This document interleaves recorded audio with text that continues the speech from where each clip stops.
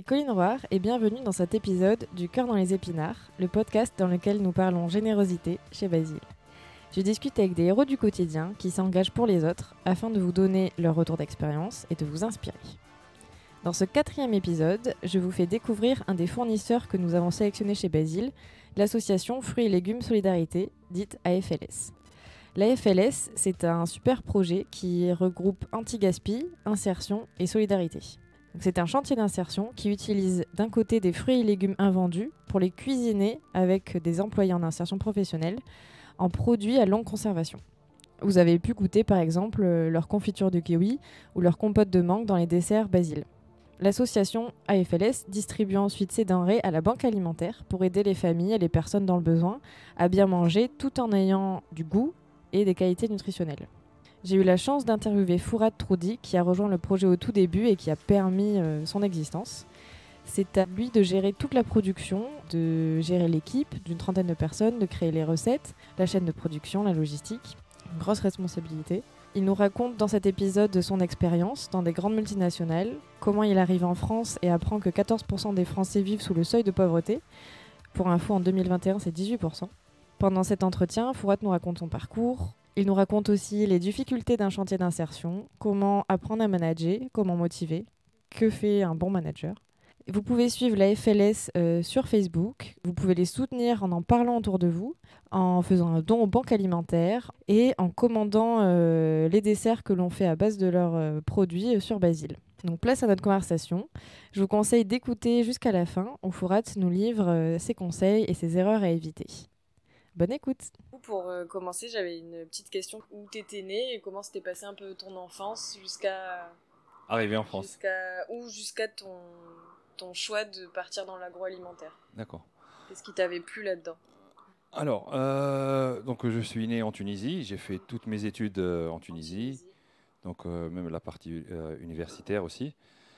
Le choix pour l'agroalimentaire, c'était un choix parce que c'est un milieu évolutif et c'est un milieu en fait où on trouve plus de travail parce que c'est un besoin vital pour l'être humain. Donc manger est un besoin. Donc j'ai dit bon, ça sera plus facile en fait de s'investir dans ce milieu, mieux de faire autre chose comme l'informatique où on trouve pleinement d'ingénieurs qui sont malheureusement au chômage. Donc c'était un choix personnel pour l'agroalimentaire. Tous besoin de manger. Oui. Oui. D'accord. Puis après, donc, j'ai commencé à travailler avec des petits boulots dans ce milieu pour acquérir l'expérience. Je me rappelle que mon première étape, c'était travailler en tant que stagiaire non payé avec 45 km de chez moi. Non payé. Oui, oui. Pour pouvoir donc regarder, observer, voir, même si c'était une petite usine. Mais pour moi, en fait, c'était découvrir le milieu, l'insertion professionnelle avec des équipes, donc de différentes tranches d'âge, mentalités, pour pouvoir après avoir quelque chose de plus intéressant. Et c'était le cas. Donc j'ai essayé de grimper petit à petit dans ce milieu. Donc j'étais d'un simple stagiaire, puis j'ai été embauché en tant que CDD. Et c'était où ça? C'était chez Aromatech Tunisie. Donc Aromatech, en fait, c'est une société française qui est spécialisée dans la production des arômes. Donc pour moi, c'était un milieu où j'ai appris en fait tout ce qui est les additifs. Donc j'ai pratiqué le laboratoire, j'ai fait les contrôles physico-chimiques, microbiologiques. Donc j'ai tout fait, j'ai fait les étiquettes avec les opérateurs. J'étais un opérateur parce que c'est ça en fait, c'est de donner en fait l'exemple. Même si on a des bacs plus 15, des bacs plus 17, mais c'est l'être humain qu'on travaille avec. Donc il faut s'intégrer dans les équipes. Et c'est pas avec il faut faire ça et donner des ordres. Non, moi j'ai essayé de détourner en fait la mentalité ancienne lors du travail. C'est d'être un collègue, pas un chef. Même si j'ai les responsabilités pour le faire, mais je préfère en fait garder un aspect humain avec mes collaborateurs. C'est comme ça qu'on évolue, que c'est comme ça qu'on motive et on avance tous ensemble. Ça peut peut-être t'aider aussi à avoir de la légitimité quand toi t'as fait aussi Effectivement. ce qu'ils font au quotidien, toi tu le fais avec eux ou au moins tu l'as fait. Jusqu'à présent, hein, moi je n'ai aucun souci de faire la planche, je n'ai aucun souci de nettoyer même les égouts hein, devant les opérateurs pour les donner en fait que nul n'est indispensable et que tout le monde peut le faire. Et voir son responsable faire des choses pareilles, ça veut dire qu'ils peuvent le faire et ils n'auront pas en fait honte de le faire aussi. C'est pas un travail dégradant voilà. de faire la plonge. Ouais, alors que tu gérais jusqu'à 87 restaurants, tu m'avais dit, la qualité de ta carrière à un moment. Voilà, 87 exactement. Tu as monté après Aromatech, tu es passé chez Nestlé. Chez Nestlé Tunisie, c'est l'école que j'ai grandi, que j'ai corrigé mon comportement, mes compétences, mon expérience, c'est majoritairement grâce à Nestlé. Et est-ce que ça te sert aujourd'hui? Parce que du coup, c'est un peu, tu mets en application tout ce que tu as fait dans ta carrière. Et là, tu encadres aussi des équipes en insertion, du coup, qui sont... Effectivement, bon, avant, c'était une équipe de 80 personnes, donc c'était un peu différent. Ouais. Mais aujourd'hui, 80 personnes. Ouais. Donc c'était une grande équipe. Donc quand on fait les essais, donc toute la production, je le prends en charge. Donc dès la réception matière première jusqu'à ce qu'on fait le conditionnement. Bien sûr, donc avec l'aide de le responsable de la production.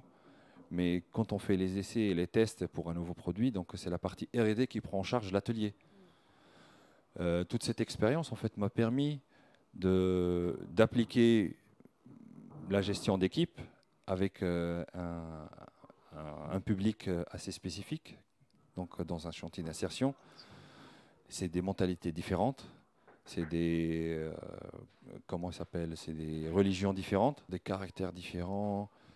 C'est des personnes qui étaient éloignées de l'emploi depuis des décennies pour certains, parce qu'il y en a des personnes qu'on a gérées à 64 ans et c'était un Anglais aussi, donc c'était difficile de travailler avec lui, avec des jours où il est un opérateur exemple et des jours où il est dans un délire un peu spécifique que j'ai jamais vu, mais on a essayé de le gérer. Il y a des personnes qui ont des difficultés médicaux, donc aussi on essaye de prendre soin d'eux parce qu'il y a un accompagnement, c'est un engagement aussi de l'association pour faire sortir ces gens dans le milieu professionnel.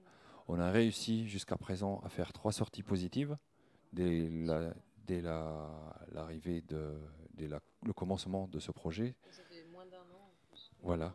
Donc on a une personne qui a eu un CDD dans Intermarché, dans la partie boucherie. Donc il s'occupe du rayon boucherie. Donc tout ce qu'il a appris ici en termes de bonnes pratiques, hygiène, comportementale, c'était un jeune, un super jeune en fait. Il voulait apprendre, il voulait s'en sortir. Et il a obtenu donc ce contrat CDD de 18 mois, si je me rappelle bien, Intermarché. Il y en a un autre monsieur, c'est un monsieur d'une quarantaine d'années qui a fait des études, puis après il avait 4 ou 5 ans en fait difficiles, il a même vécu dans la rue. Il est maintenant commercial chez Total. Ah ouais. Ah oui, en tant avec un contrat CDI. C'est génial. Oui. Donc vous devez être tellement heureux épanoui, oui. Et fier, oui. Et pour lui, même si c'est un autre domaine, mais on a pu le sauver. Passer de la rue à CDI voilà. Chez Total, c'est fou, oui, c'est fou. Donc c'est la volonté et la motivation qui nous intéressent dans ce chantier d'insertion, même dans les entretiens. On ne cherche pas à avoir des compétences opérationnelles parce que ça va venir. C'est un chantier d'insertion, donc ils vont apprendre. Le plus important pour nous, c'est la motivation.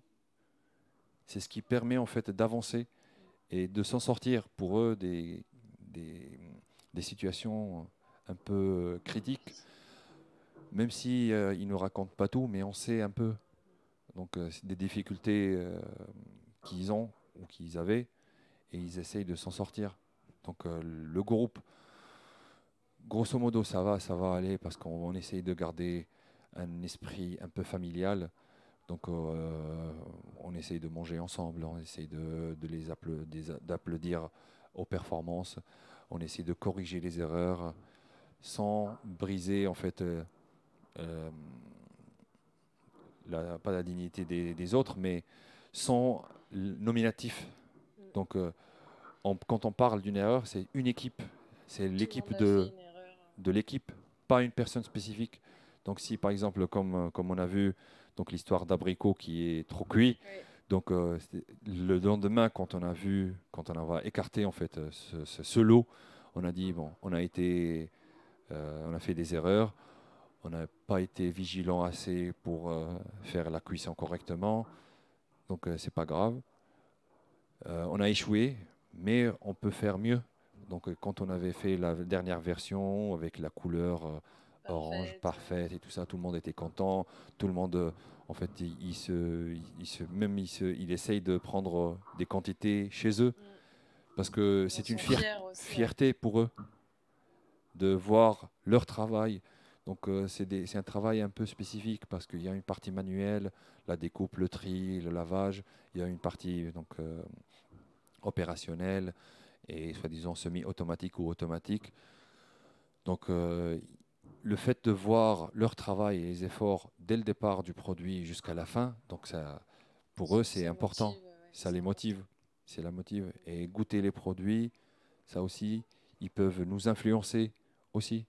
Donc il faut rajouter plus d'épices. Voilà. Donc on essaie de les impliquer pour pouvoir les sortir d'une difficulté psychologique parfois, comment communiquer, travailler avec une équipe. Donc c'est pas évident. C'est pas évident. Déjà, c'est pas évident quand tu travailles tous les jours et que tu as toujours travaillé. Alors en plus, si tu as été éloigné longtemps d'un job, ça peut être dur. Donc ton conseil de management, c'est bienveillance et inclure les gens. Et faire l'exemple. Ouais. Donc comme en anglais, c'est lead by example. Oui. Il faut montrer l'exemple. Il faut montrer qu'on peut faire, mais ensemble, on peut aller loin.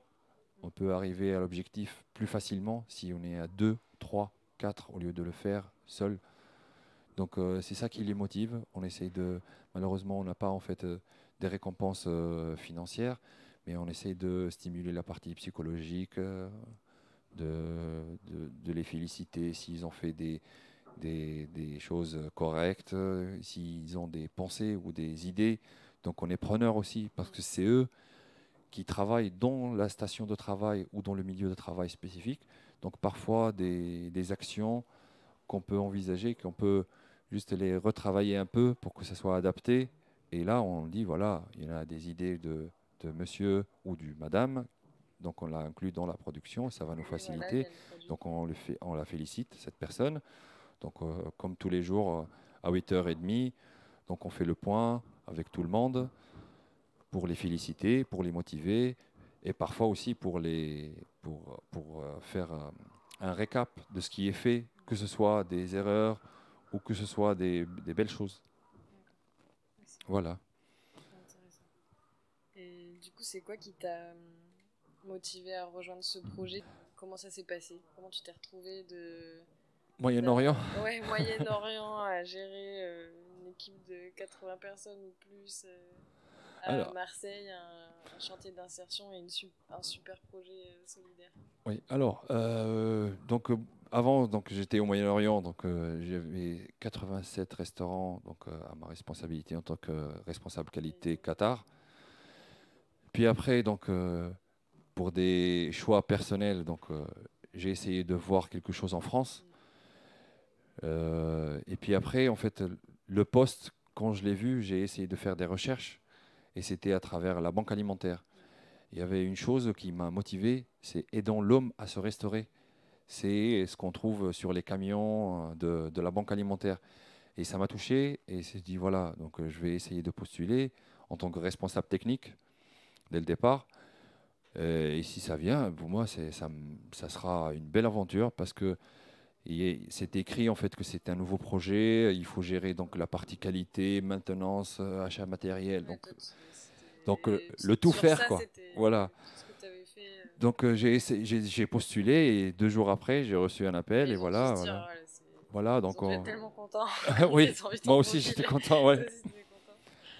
Donc et après on a essayé de mettre en place ce projet qui était monté par la Banque alimentaire des Bouches-du-Rhône. Depuis 2017, en fait, la mise en place de ce projet, ça a pris beaucoup de temps. Et avec le Covid, donc, les retards, tout ce qui est chantier, tout ça, mais on a essayé de tout régler au mois de novembre dernier. Et on a commencé le 1er décembre.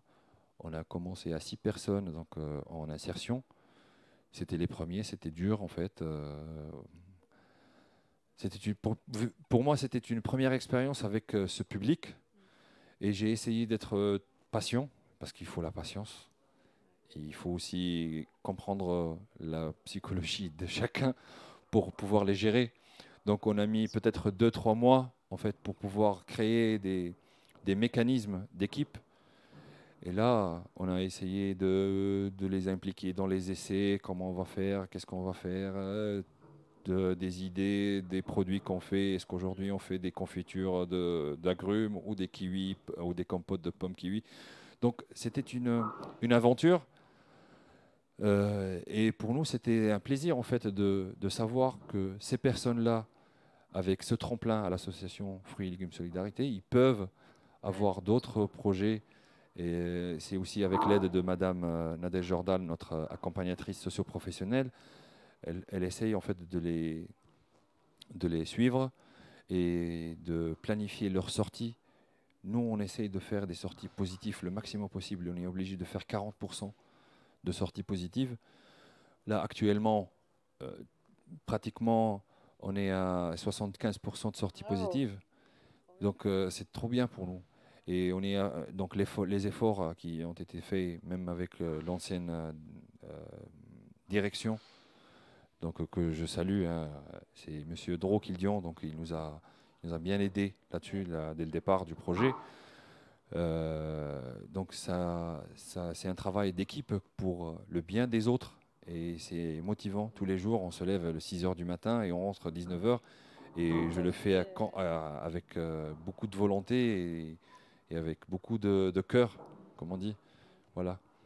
Et en plus, tu me disais qu'il y a aussi un autre aspect, c'est que vous aidez des gens en insertion et aussi vous savez que chaque produit qui est fait va aider une personne, une famille, quelqu'un qui va aller à la banque alimentaire ou avec une Effectivement. asso. Et donc en plus, c'est double. Oui. En fait, le projet lui-même, c'est anti-gaspillage. C'est ce qu'on récupère, en fait, les produits non calibrés à fin de vie ou moches que le consommateur standard ne veut pas. Et on essaye d'élargir sa durée de vie. Il y a une innovation à la base, en plus. Voilà. Parce que vous avez dit, qu'est-ce qu'on peut faire avec du poireau et de la pomme de terre. Ouais. Donc, il faut faire des soupes, par exemple. Donc, c'était des réflexions journalières. C'était dur dès le départ, mais avec la maturité du projet, qu'on estime avec cette équipe qu'on peut faire des belles choses. Vous avez vu donc notre gamme de produits. J'espère que on a goûté, en plus, c'était tellement bon. Voilà. Donc, pour revenir à la question, c'est que la banque alimentaire, tout ce qu'on produit aujourd'hui, donc, elle est distribuée par le biais de la banque alimentaire. Et c'est la banque alimentaire qui gère la relation avec les associations, comme Vendredi 13, comme Armée de Salut, comme d'autres. On a à peu près 187 associations qui récupèrent nos produits.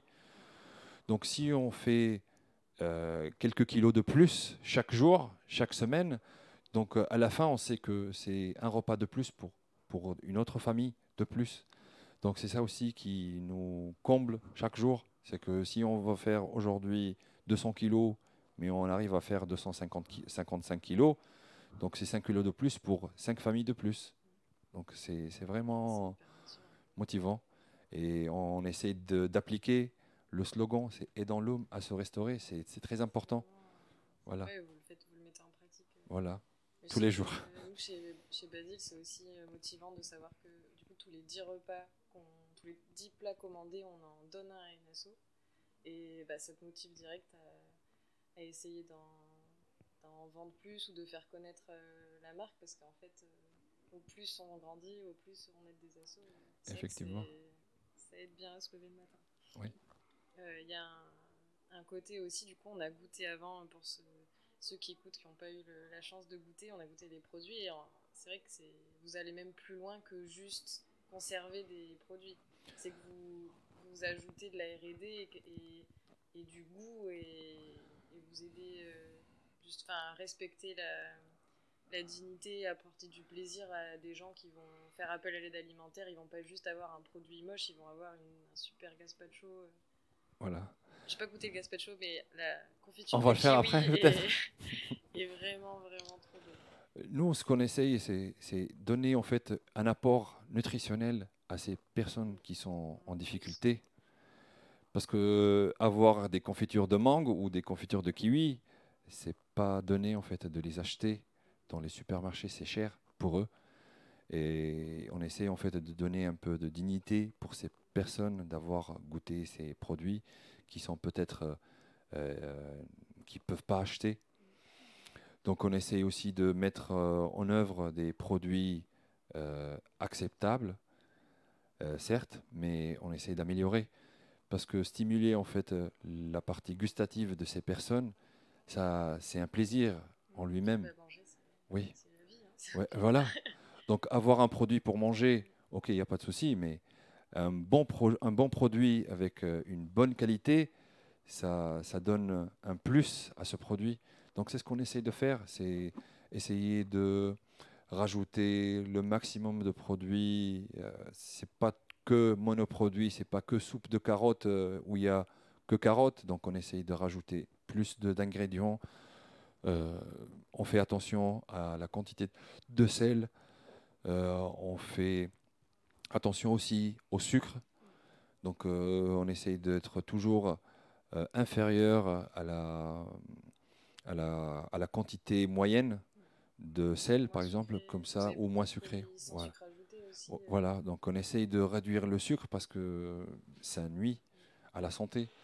Donc on essaye le maximum possible de faire des étape par étape en fait notre amélioration nutritionnelle jusqu'à arriver un jour qu'on espère qu'on distribue un produit où il y a toute la dose journalière admissible dans un bocal ou dans une bouteille.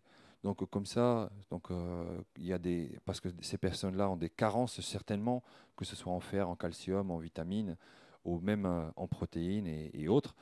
Donc on essaye de les aider en fait à bien manger, parce que des difficultés à survivre chaque mois, chaque jour.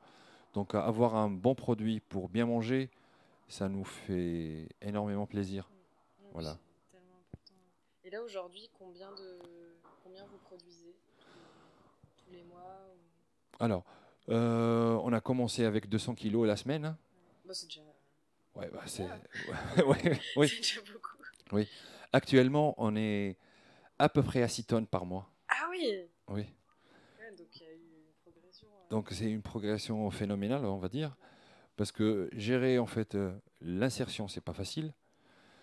La particularité en fait de cette petite usine, donc c'est qu'on fait des produits divers. On n'est pas spécialisé dans la confiture ou dans les jus. Donc on fait le tout. On fait des soupes, des compotes, des jus, des gazpacho, des confitures. Donc on essaye de tout faire. Ça nous a permis en fait de jouer sur la diversité des produits et le traitement. Donc avant on faisait une seule marmite par jour.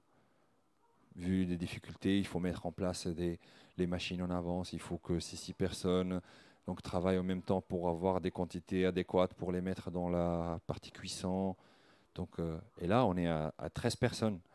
Donc, on a augmenté la capacité de nos machines et le rendement horaire. Il y a aussi une équipe qui est 13 personnes, même s'il y a des difficultés à les gérer, vu les absences que ce soit absence justifiée, non justifiée, maladie et autres. Mais on essaye de les remplacer. Donc, en tant qu'encadrant, moi, je fais le tout. Je suis un opérateur, je fais le nettoyage, je mets mes bottes, je me lance. Et c'est comme ça qu'on avance. Parce que c'est très important pour moi, en fait, de parler, de donner l'exemple. Parce que moi, j'ai eu un mentor avant. Je ne sais pas si c'était chez Nestlé. En fait, c'est une dame. Oui, est-ce qu'il y a quelqu'un qui t'a inspiré Voilà. donc elle fait le tout. Elle fait tout. C'était une dame de 55 ans qui fait le ménage et c'est pas son travail, mais elle le fait. Donc pour moi, j'ai dit pourquoi elle le fait. Donc et là après des années, j'ai posé la question. Elle me dit il faut être un exemple. Et c'est là que je me suis rendu compte que pour pousser en fait, pour être une locomotive, donc il faut que les autres suivent, il faut qu'on soit un exemple à suivre. Et voilà.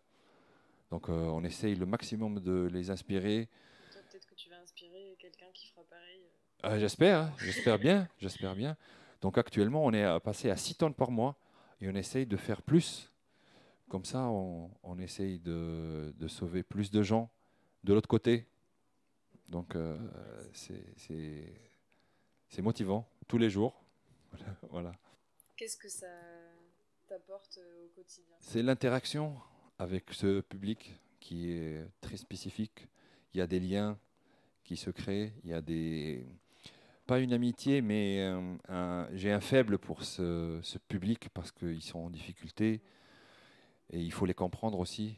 Donc, Pas tout le monde peut les comprendre. oui, donc c'est très particulier en fait de gérer des personnes de différentes mentalités, religions euh, et essayer de les inclure en fait en tant qu'une seule équipe. C'est pas facile. Mais c'est avec un plaisir en fait. Je ne sais pas comment l'expliquer, mais je me suis motivé tous les jours en fait à faire plus d'efforts, à expliquer, à les former, à leur dire il faut faire ça pour s'en sortir. Donc au-delà de la partie insertion et la partie professionnelle et production, donc j'essaie aussi de les motiver pour s'en sortir. Donc, que ce soit pour des personnes qui ont des difficultés médicales, donc il faut voir les médecins, je coordonne beaucoup avec Nadège, notre accompagnatrice socio-professionnelle, s'ils ont des rendez-vous, s'ils ont des journées où ils ne peuvent pas travailler parce qu'ils ont autre engagement à faire, donc j'essaie de les libérer, on est un peu flexible, donc on essaie de jouer le jeu pour qu'ils se sentent à l'aise et ils s'en sortent. Parce que c'est l'objectif en fait de ce projet, c'est sortir ces personnes en difficulté et de les remettre dans le milieu professionnel. 6 mois à peu près, ça, 6 mois, 1 an. En tout cas, pour les contrats d'insertion, on peut aller jusqu'à 24 mois. Le premier contrat, c'est toujours 6 mois. Et après, on décide s'il y en a un renouvellement ou pas. S'il y en a un renouvellement, on peut le faire automatiquement pour en arriver à 12 mois. Au-delà de 12 mois, il faut demander en fait une dérogation pour faire un troisième contrat d'insertion. Parce que par exemple, la mission locale, ils estiment qu'après une année en fait, d'activité en insertion, donc les personnes qui sont dans ce chantier peuvent en fait acquérir de l'expérience et ils ont travaillé toute la partie personnelle dans ce mois dans un chantier d'insertion pour être à nouveau dans un milieu professionnel correct. Donc il y a des personnes qui nous inspirent aussi hein, dans ce chantier d'insertion. C'est des personnes qui viennent de très loin, que ce soit des réfugiés, que ce soit des personnes qui ont vécu des guerres dans leur pays, qui ont vu des massacres et tout ça. Donc ils ont voyagé à pied des centaines et des centaines de kilomètres pour arriver ici. Donc, et voir comment on la motivation pour s'en sortir. Donc c'est vraiment quelque chose qui nous inspire aussi. Donc on a un monsieur ici qui est venu, qui parlait à peine le français. Bon, je parle arabe, j'essaye de l'expliquer, de traduire en fait les tâches. Du coup, tu parles Français, arabe, anglais, anglais, un peu italien, un peu espagnol. Voilà. Donc j'essaye en fait de parler aux gens avec leur langue, même avec l'anglais qu'on a eu. Donc j'essaye d'expliquer en anglais, de les aider. Et c'est vraiment une personne de Tchad qui a parcouru tout un Sahara en fait à pied pour arriver en France, passant par la Libye. Et actuellement, il est l'un des meilleurs opérateurs. Il peut tourner toutes les machines. C'est une personne qui travaille 35 heures donc par semaine au lieu de 26.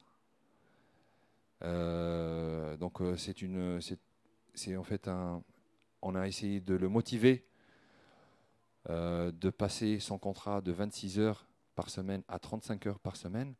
Il était très content, donc c'est des revenus de plus. C'est un exemple aussi pour les autres opérateurs, c'est qu'il y a peut-être des opportunités futures.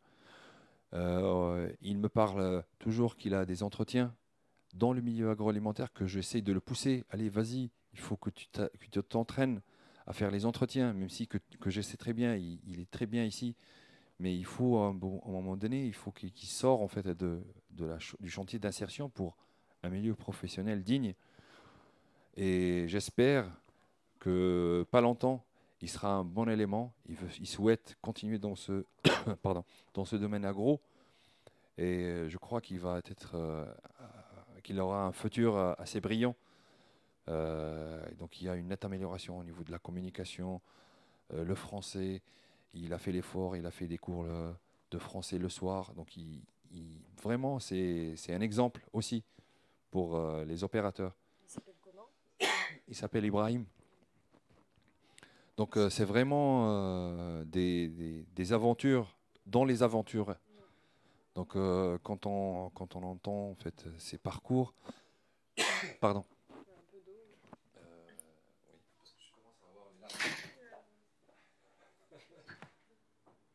On peut enchaîner avec les questions. Essaye de ne pas me faire pleurer. C'est un milieu en fait sensible pour certains, dont je suis fier en fait d'être là et suivre ce parcours que j'espère pour ces gens ou ce public. Ce sera une inspiration pour d'autres, parce que le fait de voir les efforts, la formation et le temps consacré pour ces personnes, donc savoir que ces personnes vont s'en sortir de leur situation précédente, ça fait énormément plaisir. Et je ne vous cache pas en fait le plaisir avant de dormir, une fois qu'on reçoit en fait ce type de réponse positive par rapport aux carrières de ces jeunes ou ces personnes âgées aussi. Voilà. Ouais, bravo. Hein. On essaie de faire. La chance de t'avoir, de vous avoir, et c'est touchant. Ah, oui. On va passer au Basile question. Est-ce que tu as des outils que tu utilises au quotidien que tu peux conseiller? Même un outil que tu utilises tout le temps Bon, je vous cache pas en fait, vu pas le budget, mais vu les restrictions budgétaires, voilà. Donc on n'a pas assez d'outils en fait pour tout faire, pour gérer par exemple la partie qualité, donc la traçabilité par exemple. Donc on fait le tout à la version ancienne avec du papier. Mais s'il y a quelque chose que je conseille en fait, c'est la persévérance, la motivation dans ce domaine, parce que ça consomme énormément de temps. Et je ne vous cache pas, j'ai perdu 30 kilos depuis mon arrivée, oui, dans ce domaine. Donc il faut être prêt mentalement et physiquement. Et il faut la patience avec ce public, parce que gagner leur confiance, essayer de les comprendre, essayer d'aider, on essaie d'être gentil. Ça peut les aider. La gentillesse, en fait, ils ont des manques de relations personnelles. Donc que des personnes qui sont seules, qui vivaient seules depuis des années, qui n'ont pas des interactions avec l'être humain. Donc il y a des personnes qui n'ont pas d'amis, ni famille, ni rien. Donc c'est vraiment dur. Et on essaie. C'est pour ça en fait que je fais exprès d'être avec eux comme opérateur, pour les motiver, pour les intégrer. Donc il faut faire les choses avec du cœur, je crois. Donc ça c'est la chose que je recommande. Il faut, si on va s'investir en fait dans la partie solidaire, donc il faut avoir vraiment un grand cœur pour avancer et surmonter toutes les difficultés. Voilà, parce que c'est pas évident avec les complexités et la réglementation en fait, de la transformation alimentaire. Et en rajoutant la partie insertion, c'est un peu compliqué. Oui. Justement, j'ai demandé ça, quelles ont été ou quelles sont maintenant tes grandes difficultés que tu rencontres dans l'association. On avait toujours un problème d'appro. Ça veut dire l'instabilité de ce qu'on reçoit. Les entreprises donnent. Et voilà. la banque alimentaire, des fois, Effectivement. Bon, avec la banque alimentaire, toujours il y a des communications, donc on sait à peu près ce qu'on va recevoir. Mais les dons, donc on va recevoir une personne à la porte, j'ai des quantités pour vous. Ok, bon, on va découvrir qu'est-ce que c'est. Parfois c'est des tonnes de mangue, comme on a reçu, il y en a reçu 4 tonnes de mangue. Donc on a passé 2 semaines en fait à faire on appelait la semaine du soleil, la semaine jaune. Donc tout le monde était à fond avec les mangues, même nous, hein, on a épluché les mangues, on a tout fait. Donc c'est l'instabilité des approvisionnements. Parce que si on arrive par exemple à stabiliser une recette, donc on sera toujours dépendant des autres ingrédients si on a un seul.